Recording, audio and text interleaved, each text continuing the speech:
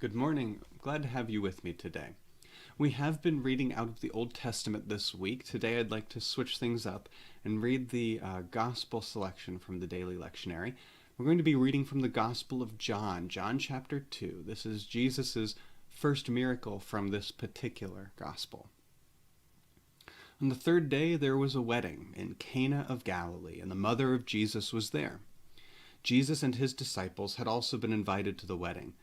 When the wine gave out, the mother of Jesus said to him, "They have no wine." And Jesus said to her, "Woman, what concern is that to you and to me? My hour has not yet come." His mother said to the servants, "Do whatever he tells you." Now standing there were 6 stone water jars for the Jewish rites of purification, each holding 20 or 30 gallons. Jesus said to them, "Fill the jars with water," and they filled them up to the brim. He said to them, "Now draw some out and take it to the chief steward." So they took it. When the steward tasted the water that had become wine, and did not know where it came from, though the servants who had drawn the water knew, the steward called the bridegroom and said to him, "Everyone serves the good wine first, and then the inferior wine after the guests have become drunk, but you have kept the good wine until now." Jesus did this, the first of his signs, in Cana of Galilee, and revealed his glory, and his disciples believed in him. We get a lot of mileage out of this miracle. At the very first miracle that Jesus did, at least according to the way John tells it, is to make a party last a little longer, to add some wine to the event, and to make it high quality wine, not just the ordinary stuff. It's also fun to me that Jesus is not convinced at the beginning of this that he needs to be doing this miracle. Seems a little frivolous, maybe like this isn't how he should announce himself to the world.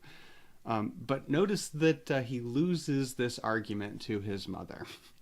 And she's the one who says, it's time, you've got to reveal yourself, this is the way to do it. And it turns out she's right, at least according to John.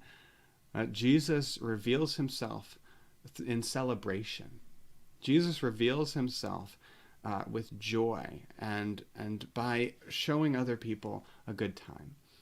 And when we get a little bit lost in our religious devotion and in our need to have everything in order and check all of the boxes, it's so good to remember that Jesus came to bring us good news, and that Jesus' coming is worth celebrating. And Jesus' primary mission is sharing joy with the world, sharing love with the world. And so maybe, like Jesus, we too often ought to loosen up a little bit and remember to have a little fun with this world that God gave us. Let's celebrate a little bit. Let's play a little bit. Let's share our joy with some other people today. Would you please join me in prayer? God, it is often hard to live by your patience. Your timing is not our timing, and your ways are not our ways.